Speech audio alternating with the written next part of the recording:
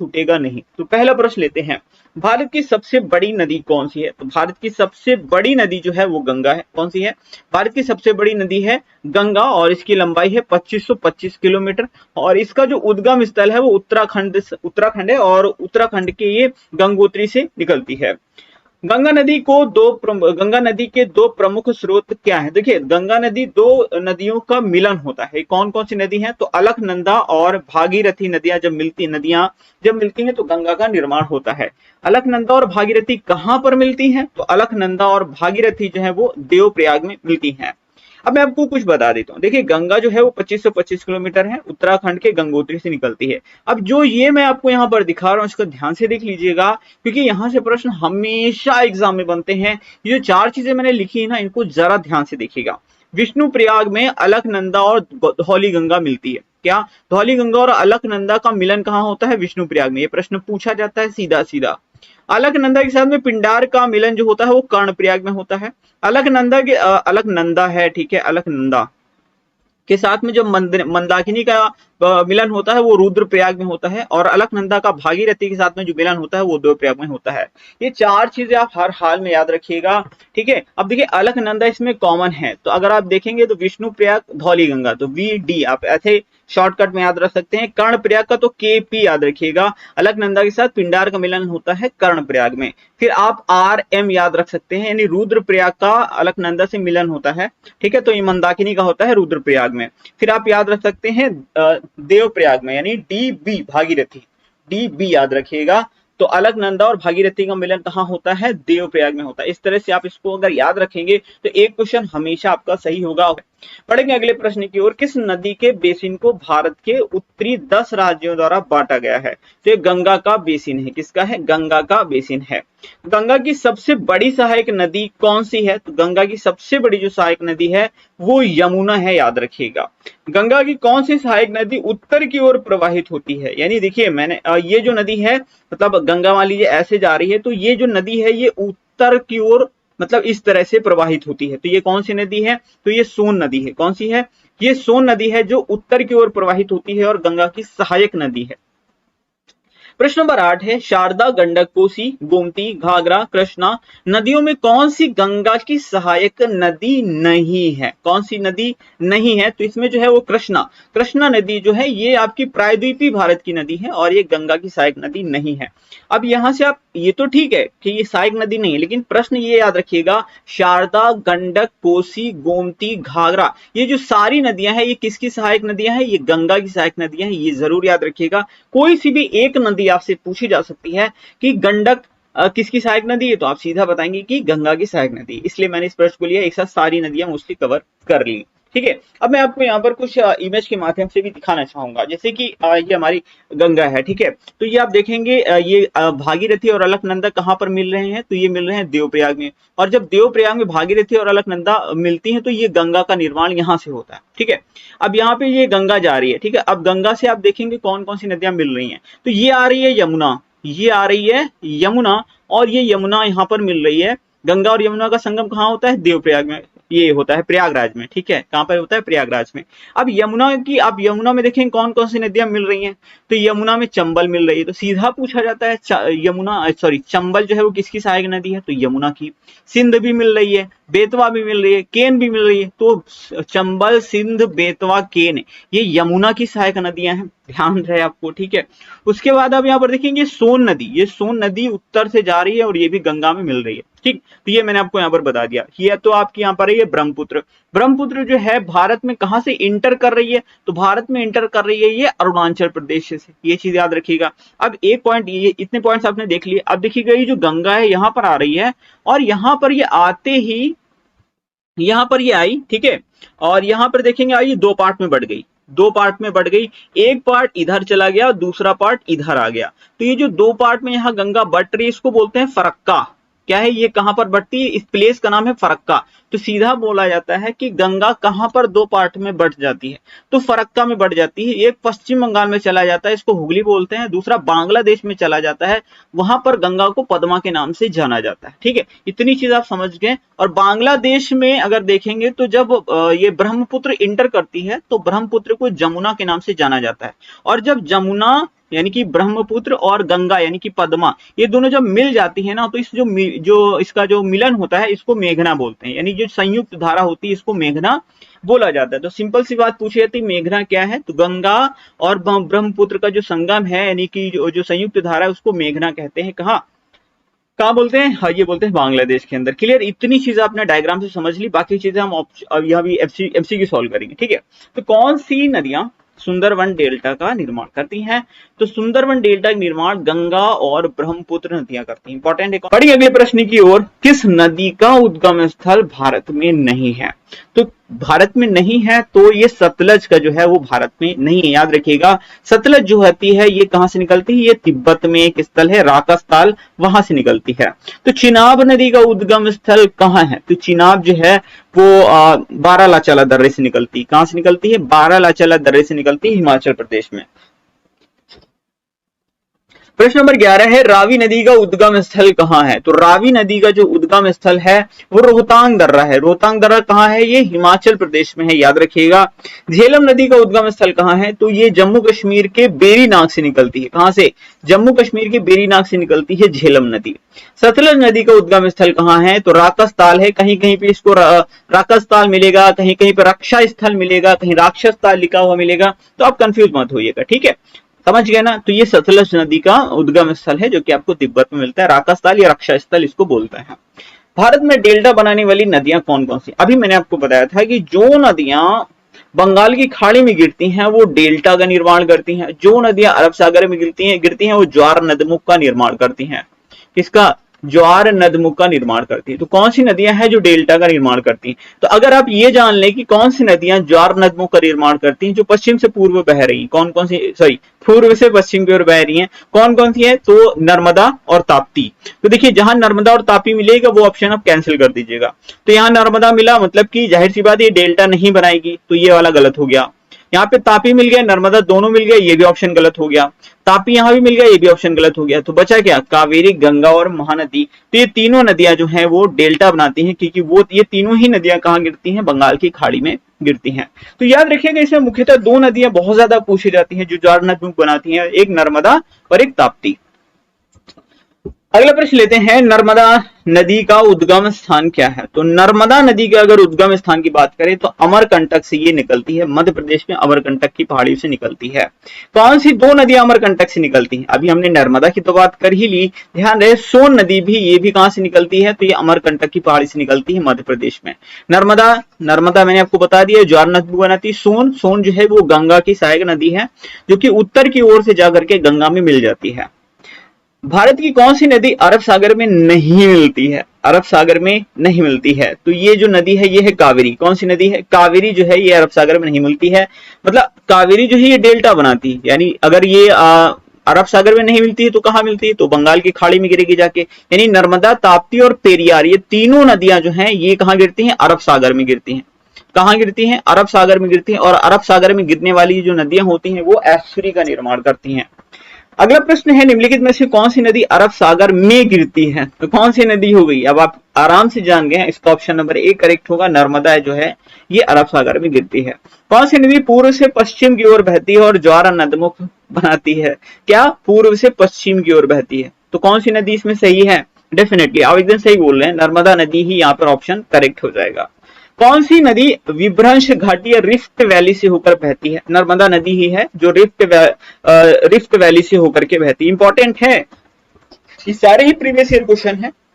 नर्मदा जल विवाद न्यायाधिकरण किन राज्यों के बीच जल के बंटवारे के विवाद को सुलझाने के लिए गठित किया गया था, तो नर्मदा नदी जल विवाद जो है वो मध्य प्रदेश, गुजरात, महाराष्ट्र और राजस्थान के बीच में है।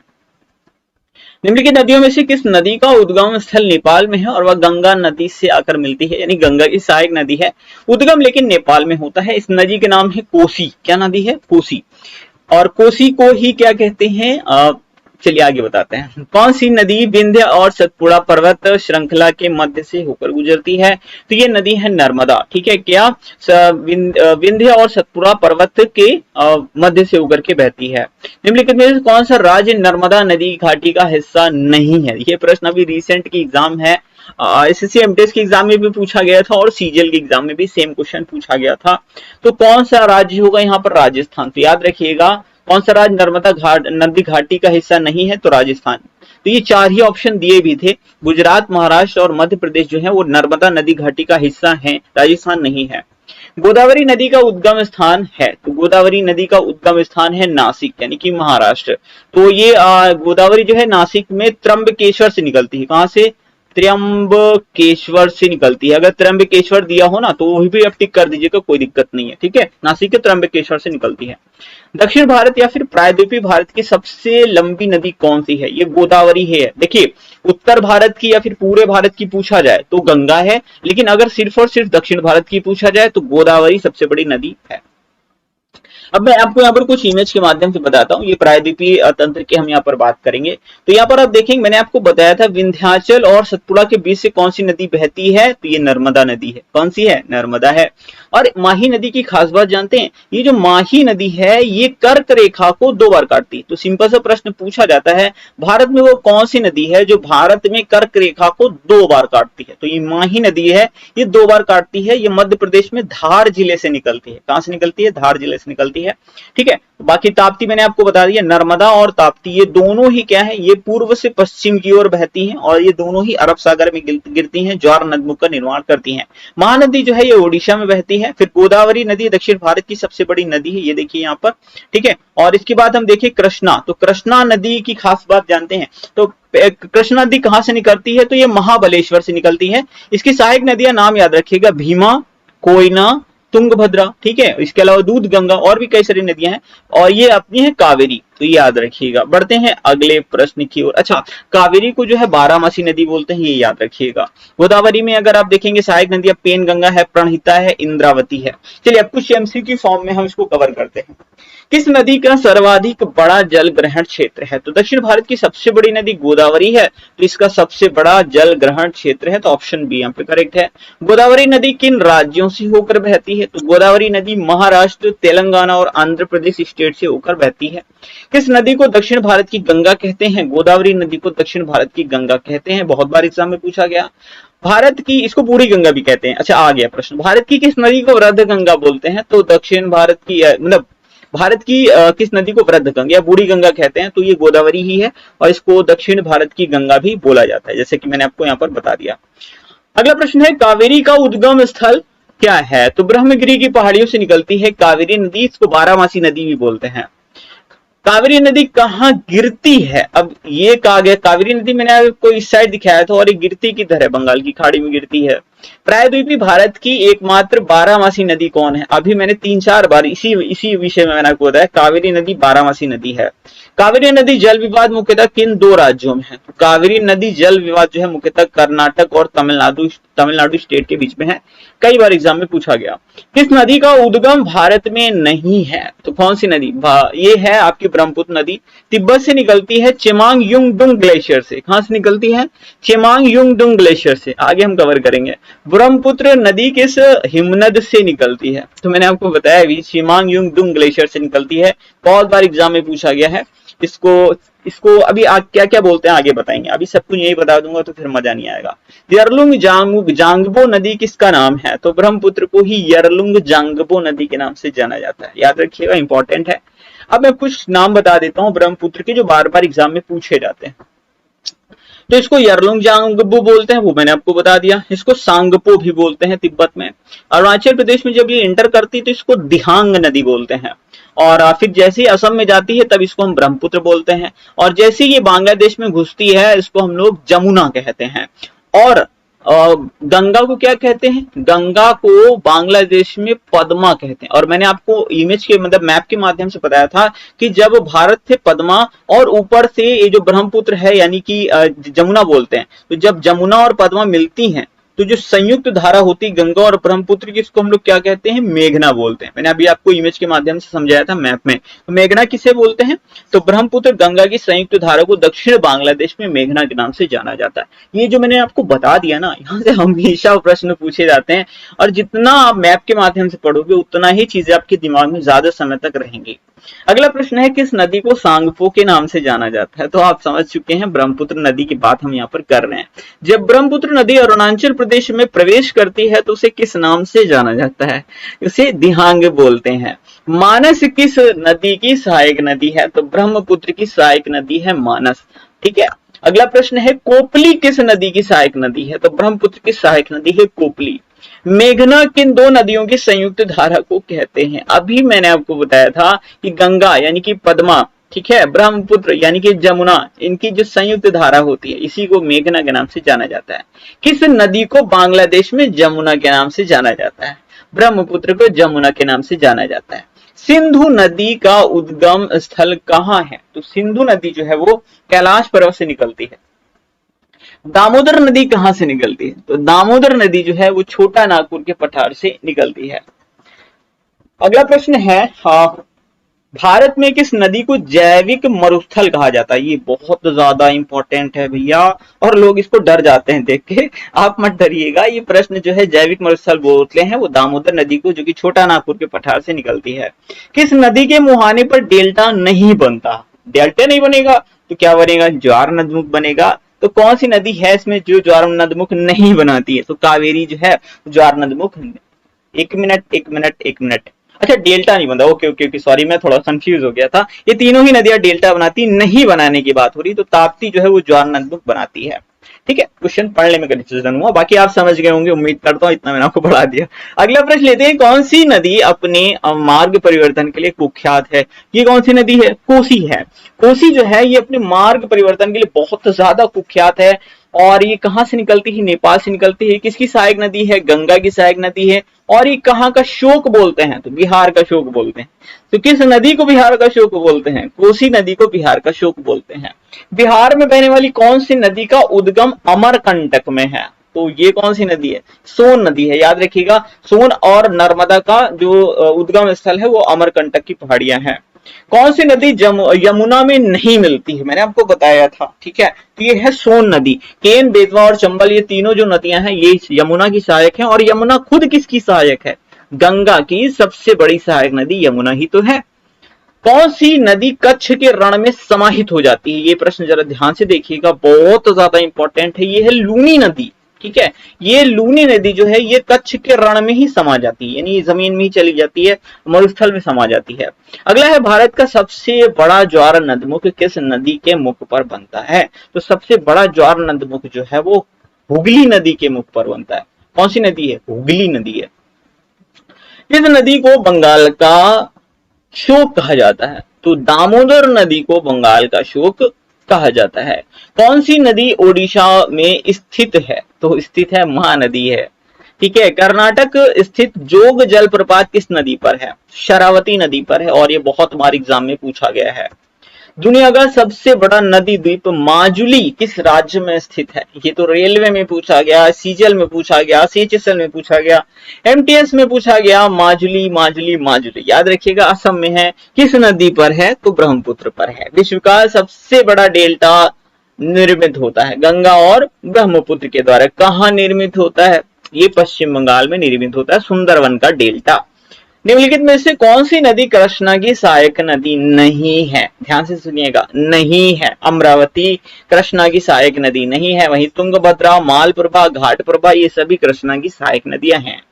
कौन सी नदी मध्य प्रदेश से निकलती है और खंभात की खाड़ी में मिलती है? मतलब कि अरब सागर की बात ये कर रहे हैं, ठीक है। तो मध्य प्रदेश से निकलती है और खंभात की खाड़ी में मिलती है, तो ये है माही नदी, याद रखिएगा। और मैंने माही के बारे में आपको बताया था, माही नदी ये गिरती कहाँ है? अरब सागर में गिरती है। और पूछा, मैंने आपको बताया था माही नदी वो नदी है जो कर्क रेखा को भारत में 2 बार काटती है। ये प्रश्न बहुत बार आया है। सियाचिन ग्लेशियर के पिघलने से बना पानी किस नदी का मुख्य स्रोत है? नुब्रा नदी। किस नदी का? नुब्रा नदी बनती है ग्लेशियर के पिघलने से, सियाचिन ग्लेशियर के पिघलने से। पाकिस्तान की राष्ट्रीय नदी कौन सी है? तो सिंधु नदी जो है वो पाकिस्तान की राष्ट्रीय नदी है। मध्य प्रदेश के इंदौर के समीप स्थित जानापो पहाड़ी स्रोत है किस नदी से? मतलब कौन सी नदी जो है वो जानापो पहाड़ी से निकलती है? तो ये जो नदी है ना, ये चंबल नदी है, ये जानापो पहाड़ी से निकलती है, और ये यमुना की सहायक नदी है। मैंने आपको बताया था यमुना की सहायक नदी है। प्रश्न नंबर 64 है, जब नदी मैदानी क्षेत्र में प्रवेश करती है तो वह मोड़दार मार्ग पर बहने लगती है, इसे क्या कहते हैं? तो ये कहा जाता है विसर्प। क्या कहा जाता है? विसर्प कहा जाता है। कौन सी नदी पाकिस्तान की ओर बहती है? तो सिंधु नदी ऑब्वियसली पाकिस्तान की राष्ट्रीय नदी है। पंजाब हिमालय किन नदियों के बीच में स्थित है? तो पंजाब हिमालय की अगर हम यहाँ पर बात करें तो ये सिंधु और सतलज नदियों के बीच में स्थित है। अब मैं आपको यहाँ पर कुछ चीजें बता देता हूँ, ये हमेशा पूछा जाता है। जो चीजें बार बार पूछी जाती मैं उनको स्पेशली आपको बताऊंगा, जरूरी नहीं 10 प्रश्न कवर करूं, ठीक है। एक प्रश्न में 4 प्रश्न मैं आपको बता रहा हूं। तो पंजाब हिमालय, ये सिंधु और सतलज की जो नदी के बीच का जो हिमालय का हिस्सा है वो पंजाब हिमालय कहलाता है, याद रखिएगा, बहुत बार पूछा गया। कुमायूं हिमालय क्या है? तो सतलज नदी और काली नदी के बीच का जो हिस्सा है उसे कुमायूं हिमालय बोलते हैं, ठीक है। फिर नेपाल हिमालय, तो काली नदी और तीस्ता नदी के बीच का जो हिस्सा है उसको नेपाल हिमालय बोलते हैं। असम हिमालय किसे बोलते हैं? तो तीस्ता नदी और दिहांग नदी का जो बीच का हिस्सा है उसे असम हिमालय बोला जाता है। प्रश्न नंबर 67 है, किस नदी का उद्गम मध्य प्रदेश के धार जिले के समीप विंध्याचल श्रेणी से होता है? तो धार, अब देखिए एक लड़की जो है वो धारदार तलवार लिए है और इस लड़की का नाम है माही। क्या नाम है? माही नाम की लड़की है जो धारदार तलवार लिए हुए है। तो ये जो माही नदी है ना, यही धार जिले से निकलती है, विंध्याचल पर्वत श्रेणी के समीप धार जिले से, ठीक है, याद रखिएगा। लड़की का नाम क्या है? माही। और ये इस धारदार तलवार से क्या करती है? कर्क रेखा को भारत में 2 बार काट देती है। तो माही नदी इसका करेक्ट आंसर हो जाएगा। सिंपल पूछा जाएगा कि भारत में कर्क रेखा को 2 बार कौन सी नदी काटती है, तो ये माही नदी 2 बार काटती है, ठीक है। ये मैंने इमेज के माध्यम से आपको बता दिया है। एक माही नाम की लड़की है जिसके हाथ में धारदार तलवार है, तो ये धार जिले से निकलती है और इस धारदार तलवार से ये क्या करती है? कर्क रेखा को 2 बार काटती है। तो कर्क रेखा को 2 बार काटने वाली नदी कौन सी है? माही नदी। अब लाइफ टाइम नहीं भूल सकते इस क्वेश्चन को। कौन सी नदी कश्मीर के दक्षिण पूर्वी भाग में स्थित बेरीनाग के एक झरने से निकलती है? तो इस नदी का नाम है झेलम। क्या नाम है? झेलम। अगला प्रश्न है, सिंधु नदी की सबसे लंबी सहायक नदी कौन सी है? तो सिंधु नदी की सबसे लंबी सहायक नदी है चिनाब। देखिए सिंधु नदी की कई सहायक नदियां हैं, जैसे कि झेलम भी है, चिनाब भी है, रावी भी है, सतलज भी है, ब्यास भी है, और इन सब में सबसे लंबी जो है वो है चिनाब। गंगा और सिंधु नदी प्रणालियों के बीच जल विभाजन कौन सा क्षेत्र है? ये प्रश्न बहुत बार पूछा गया। तो गंगा और सिंधु नदी प्रणाली के बीच में जो जल विभाजन का क्षेत्र है वो है अंबाला। किस नदी की शाखा का नाम बांग्लादेश में पद्मा है? तो गंगा की जो शाखा होती है, मैंने आपको बताया था ना, एक बांग्लादेश में चली जाती है, फरक्का में जो होती है गंगा 2 पार्ट में बढ़ती है, एक बांग्लादेश में चली जाती है, बांग्लादेश में इसको पद्मा बोलते हैं गंगा को, और जो दूसरी होती है वो पश्चिम बंगाल में चली जाती है, वहां पर इसको क्या बोलते हैं? उसको हुगली बोलते हैं। क्या बोलते हैं? हुगली बोलते हैं, है ना। तो ये कहां पर बढ़ती है? फरक्का में बढ़ती है। ये सारे पॉइंट मैं आपको रिवाइज करवा रहा हूं बार बार इसीलिए ताकि याद हो जाए। गंगा नदी किस स्थान पर विभाजित होकर भागीरथी हुगली शाखा बनाती है? अभी मैंने आपको बताया फरक्का, ठीक है, ये फरक्का है। कहां पर? फरक्का में। निम्नलिखित में से कौन सी नदी भारत से निकलकर पाकिस्तान में जाती है? तो कौन सी नदी है? तो ये है सतलज नदी। राकास्थल से निकलती है, रक्षास्थल से निकलती है और ये पाकिस्तान चली जाती है। कौन सी यमुना की सहायक नदी नहीं है? तो सोन। आई थिंक ये वाला क्वेश्चन 2 बार हो गया है ना, एक बार मैं दे चुका हूं।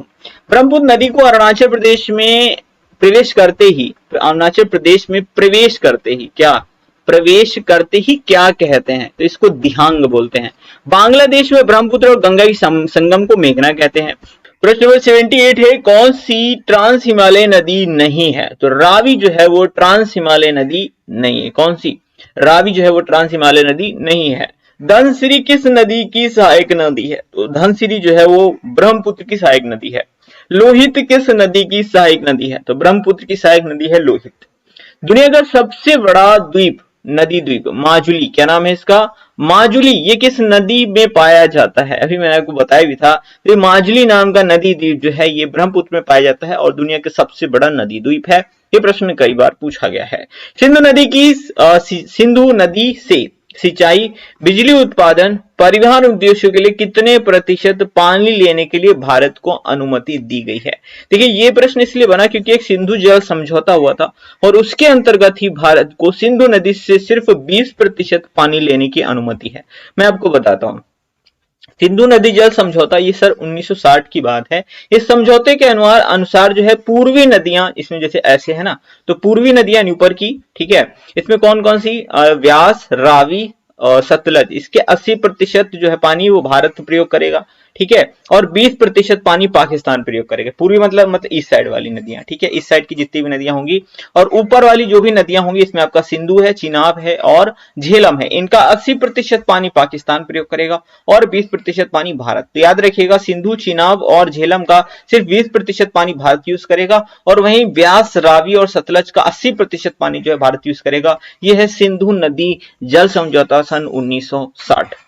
बढ़ेंगे अगले प्रश्न की ओर। तो अपना अगला प्रश्न है, जास्कर, हुंजा, श्योक, गिलगित और नुब्रा किसकी सहायक नदियां हैं? तो ये सभी सिंधु की सहायक नदियां हैं। अब मैंने आपको एक साथ इतनी सारी दी, जरूरी नहीं कि सारी नदियां आपके एग्जाम में, आपको सिर्फ एक नदी देगा कि श्योक किसकी सहायक नदी है, इस तरह से, तो सिंधु की सहायक नदी है। जास्कर भी बहुत बार पूछी गई है, श्योक और गिलगित भी बहुत बार पूछी गई हैं। नुब्रा के बारे में मैंने आपको बताया था कि ये सियाचिन ग्लेशियर से जो ग्लेशियर पिघलते हैं उससे बनने वाली नदी है नुब्रा। प्रश्न नंबर 84, भारत और पाकिस्तान के बीच कब सिंधु नदी जल समझौते पर हस्ताक्षर किए गए थे? तो इस बार मैंने डेट भी दे दी है, तो यह है 19 सितंबर सन 1960। तो 19 सितंबर 1960 को भारत और पाकिस्तान के बीच सिंधु नदी जल समझौते पर हस्ताक्षर किए गए थे। और क्या है सिंधु नदी जल समझौता, मैं आपको समझा चुका हूं। प्रश्न नंबर 85 है, अलकनंदा और मंदाकिनी नदियों के संगम पर स्थित है। अब देखिए, मैंने आपसे कहा था 4 प्रयाग मैंने आपको बताए थे, और मैंने कहा था याद रखिएगा अलकनंदा सभी में कॉमन होती है, ठीक है, और मैंने आपको बताया था कि रुद्रप्रयाग में तो आर के साथ मैंने आपको क्या बताया था, एम बताया था, यानी मंदाकिनी, आर के साथ मंदाकिनी, यानी रुद्रप्रयाग में मंदाकिनी, है ना, ऐसे बताया था। तो ये जो सही हो जाएगा इसको हो जाएगा रुद्रप्रयाग। क्लियर? बढ़ेंगे अगले प्रश्न की ओर। सलाल जल विद्युत परियोजना किस नदी पर बनाई गई है? तो सलाल जल विद्युत परियोजना जो है ये चिनाब नदी पर बनाई गई। कहां पर? जम्मू कश्मीर में। ये भी पूछा जाता है कहां स्थित है सलाल जल विद्युत परियोजना? जम्मू कश्मीर। कौन सी नदी दो नदियों चंद्र और भागा के संगम से बनती है? तो सी फॉर चंद्र, सी और सी फॉर चिनाब, इस तरह से याद रखिएगा। चंद्र और भागा नदियों के संगम को चिनाब बोलते हैं। ह्वांगहो नदी किस देश का शोक है? तो ये चीन का शोक है। जैसे कि मैंने आपको बताया था बिहार का शोक है कोसी नदी। क्यों? मतलब इन नदियों की वजह से बहुत ज्यादा बाढ़ आया करती है, इसलिए जो है तबाह कर देती हैं पूरा। और मैंने आपको बताया था पश्चिम बंगाल का जो शोक है वो दामोदर नदी, मैंने आपको बताया था। उसी तरह से चाइना का शोक है ह्वांगहो नदी। कौन सी नदी नेपाल से निकलती है, गंगा से मिलती है? तो ये कोसी नदी है, ये नेपाल से निकलती है और गंगा से मिलती है। काली और तीस्ता नदियों के बीच का हिमालय का कौन सा क्षेत्रीय संभाग स्थित है? तो ये है नेपाल हिमालय। मैंने आपको 4 बताया था, नेपाल हिमालय, पंजाब हिमालय है ना, असम हिमालय, इस तरह से मैंने आपको बताया था। किस नदी का उद्गम महाबलेश्वर में है? तो कृष्णा नदी का महाबलेश्वर में है। कावेरी नदी जल विवाद में कौन से राज्य शामिल है? कर्नाटक और तमिलनाडु। भारत की किस नदी को बूढ़ी गंगा कहते हैं? गोदावरी नदी को। गोदावरी नदी का उद्गम स्थल कहां है? नासिक में है। गोदावरी नदी का उद्गम स्थल नासिक में है। पूर्णा और वर्धा नाम की नदियां किस नदी की सहायक नदी है? पूर्णा और वर्धा नाम की जो सहायक नदियां हैं ये गोदावरी की हैं। कुछ एक प्रश्न रिपीट हुए हैं तो आप रिवीजन के पर्पस से आप इसको समझ लीजिएगा, ठीक है। क्वेश्चन बहुत ज्यादा है इसमें, 125 क्वेश्चन मैंने लिए हैं अप्रॉक्स। अगला प्रश्न है, ओडिशा की सबसे बड़ी नदी कौन सी है? तो महानदी ओडिशा की सबसे बड़ी नदी है। और सरदार सरोवर बांध किस नदी पर स्थित है? तो नर्मदा नदी पर जो है वो सरदार सरोवर बांध स्थित है। मध्य प्रदेश, महाराष्ट्र और गुजरात के बीच किस नदी को लेकर विवाद है? तो मध्य प्रदेश, महाराष्ट्र और गुजरात के बीच नर्मदा नदी को लेकर के विवाद है। तवा नदी किस नदी की सहायक नदी है? तो तवा जो है वो नर्मदा की सहायक नदी है, ठीक है। ये अमरकंटक की पहाड़ी से निकलती है नर्मदा नदी, बताया था मैंने आपको। तो नर्मदा की प्रमुख सहायक नदियां आप और देख लीजिए, इसमें बरना है, तवा है, कनार है, कोलार है, मान है, हटनी है, उरी है, शकर है, ये सारी की सारी नर्मदा की सहायक नदी है। खंबात की खाड़ी में गिरने से पहले पश्चिम की ओर ये लगभग 1312 किलोमीटर बहती है और ये एस्चुरी का निर्माण करती है। घग्गर और बनास नदियां किस राज्य में बहती हैं? तो राजस्थान में घग्गर और बनास नदियां बहती हैं। भारत की कौन सी नदी डेल्टा नहीं बनाती है? तो ताप्ती डेल्टा नहीं बनाती है। मध्य प्रदेश के बैतूल जिले में मुल्ताई से कौन सी नदी निकलती है? तो ताप्ती नदी ये मध्य प्रदेश के बैतूल जिले में मुल्ताई से निकलती है। दूध गंगा, मूसी, भीमा, कोयना, तुंगभद्रा ये सभी किसकी सहायक नदियां हैं? मैं आपको बताया था कृष्णा की सहायक नदियां हैं। विजयवाड़ा शहर किस नदी के किनारे स्थित है? तो ये कृष्णा नदी के किनारे स्थित है। इंदौर के निकट स्थित जानापो पहाड़ी किस नदी का उद्गम स्थल है? चंबल नदी का, जो कि यमुना की सहायक है। बनास किस नदी की सहायक नदी है? तो बनास जो है वो चंबल की सहायक नदी है। कौन सी नदी अरब सागर में नहीं गिरती है? तो तुंगभद्रा जो है अरब सागर में नहीं गिरती है, बाकी ये जो तीनों हैं ये अरब सागर में गिरती हैं। नासिक किस नदी के तट पर स्थित है? गोदावरी नदी के तट पर स्थित है नासिक। ताजमहल किस नदी के तट पर स्थित है? तो यमुना नदी के तट पर। और यमुना नदी के तट पर जो है आगरा भी है, याद रखिएगा, और दिल्ली भी है। ये क्या है? ये यमुना नदी के तट पर है। और कौन सा है? ताजमहल तो है ही है। आगरा यमुना के तट पर है और आगरा में ही तो ताजमहल है। गरसोपा फॉल्स यानी कि जोग जलप्रपात भी इसको बोलते हैं, 830 फीट ऊंचा है, शरावती नदी पर स्थित है, लेकिन है किस राज्य में? कर्नाटक में है। बहुत बार एग्जाम में ये प्रश्न पूछा गया है। 1493 फीट की ऊंचाई पर स्थित भारत का सबसे ऊंचा जलप्रपात कौन सा है? तो ये है कुंचिल। ये बहुत याद रखिएगा, कुंचिल जलप्रपात ये है कहां पर? कर्नाटक में है और भारत का सबसे ऊंचा जलप्रपात है कुंचिकल फॉल्स। क्या नाम है? कुंचिकल फॉल्स। 112 है, इंदिरा गांधी नहर परियोजना किस नदी पर स्थित है? तो ये सतलुज नदी पर स्थित है। बगालीहार बांध किस नदी पर बनाया गया है? चिनाब नदी पर ये बगालीहार डैम बनाया गया है। और नागार्जुन सागर बांध ये किस नदी पर बनाया गया है? तो कृष्णा नदी पर। सूरत किस नदी के किनारे स्थित है? ताप्ती नदी के किनारे स्थित है सूरत। ये बहुत बार पूछा गया है। किस नदी को खूनी नदी कहते हैं? ये भी कई बार एग्जाम में पूछा गया है। तो लोहित नाम की जो नदी है, ब्रह्मपुत्र की सहायक है, इसको क्या बोलते हैं? खूनी नदी बोलते हैं। असम में नदी बहती है। भाखड़ा नागल बांध किस नदी पर स्थित है? तो सतलुज नदी पर भाखड़ा नागल बांध स्थित है। कौन सी नदी जिम कॉर्बेट नेशनल पार्क से होकर गुजरती है? तो रामगंगा नदी जो है वो जिम कॉर्बेट नेशनल पार्क से होकर गुजरती है। और अभी तो ये जिम कॉर्बेट नेशनल पार्क का नाम ही रामगंगा नेशनल पार्क कर दिया गया है। अगला प्रश्न है, जायकाबाड़ी परियोजना किस नदी पर स्थित है? तो ये गोदावरी नदी पर स्थित है जायकाबाड़ी परियोजना। इसके बारे में हम आगे भी चर्चा कर रहे हैं अभी जल्दी से।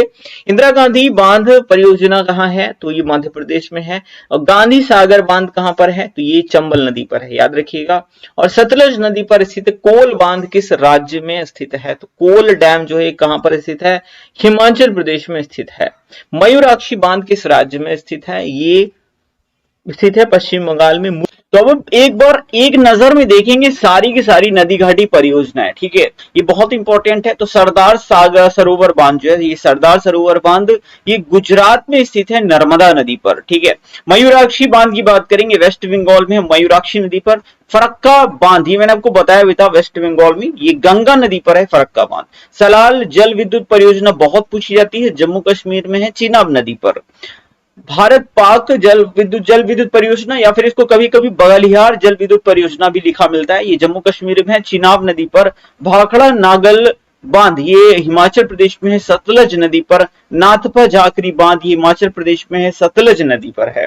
कोल बांध की बात कर लें तो हिमाचल प्रदेश में है, ये सतलज नदी पर है। जवाहर सागर बांध परियोजना ये राजस्थान में है, ये चंबल नदी पर है। वहीं इंदिरा सागर बांध परियोजना की बात करेंगे तो ये मध्य प्रदेश में है, ये नर्मदा नदी पर है। और गांधी सागर बांध परियोजना ये मध्य प्रदेश में है, चंबल नदी पर।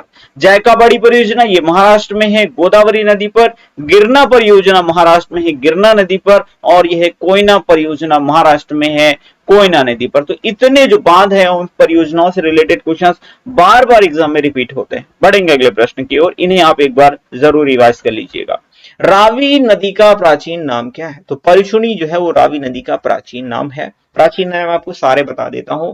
रावी का परशुनी है, व्यास का विपाशा है, घग्गर का दुष्यदंती है, चिनाब को अस्कनी बोलते थे, सतलुज को शतुद्री कहते थे, गंडक को सदानीरा कहते थे, काबुल को कुभा कहते थे, तुंगभद्रा को पंपा के नाम से जाना जाता था। वैदिक सभ्यता की सबसे पवित्र नदी कौन सी थी? तो वैदिक सभ्यता की बात करें सबसे पवित्र नदी थी सरस्वती नदी। कौन सी नदी? सरस्वती नदी वैदिक सभ्यता में सबसे पवित्र नदी मानी गई थी।